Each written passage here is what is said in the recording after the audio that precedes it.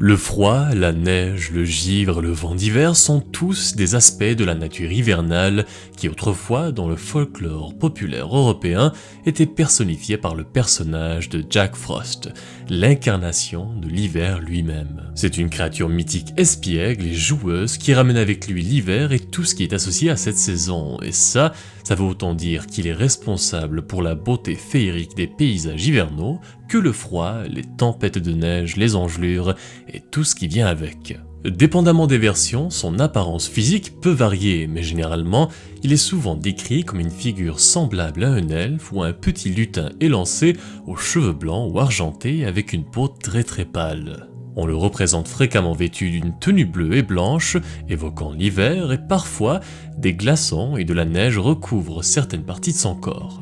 Dans les contes modernes, Jack Frost est connu comme étant un farceur inoffensif, responsable par exemple du changement de couleur des feuilles sur les arbres, des pieds gelés pendant les longues nuits d'hiver, du givre sur les fenêtres, ou encore de cette sensation très gênante que nous ressentons parfois lorsque le froid atteint nos narines. Ses origines sont assez difficiles à cerner avec précision, mais il est presque certain qu'il faisait partie de l'un de ces nombreux personnages mythiques que les hommes associaient aux saisons. De nombreuses cultures et civilisations tout au long de l'histoire humaine ont associé des personnages mythiques à l'arrivée et au départ des saisons. L'hiver en particulier a toujours été une saison fascinante en raison de tous les changements qu'il apporte à la nature. C'est en observant la transformation progressive des paysages verdoyants qui peu à peu perdaient leur couleur alors que les feuilles tombaient et que le froid s'installait que nos ancêtres, ne sachant pourquoi tous ces changements se produisaient, se sont tournés vers des êtres surnaturels et mystiques. Dans la mythologie grecque par exemple, l'histoire de Perséphone, enlevée par Hadès, puis ramenée à la surface à chaque printemps à la demande de sa mère, symbolise le cycle saisonnier et la fin de la période hivernale. Même chose pour le personnage du vieux bonhomme hiver, ou Old Man Winter, une figure souvent associée à la saison froide et qui a inspiré plusieurs contes modernes par rapport à la transition entre les saisons. Cette fascination pour l'hiver et ses métamorphoses est ce qui a également donné naissance au personnage de Jack Frost. Pour certains, ses véritables origines remontent à la mythologie nordique. Dans l'Edda poétique de Snorri Sturluson, l'auteur norrois fait référence à deux géants qui étaient les fils de Kari, le dieu du vent du nord. Les noms des deux géants étaient Jökull, traduit par iceberg, et Frosti, traduit par froid. Mais mis à part une certaine ressemblance au niveau du nom, il n'y a pas vraiment de preuves qui supportent l'idée que Jack Frost est la représentation moderne de ces géants nordiques.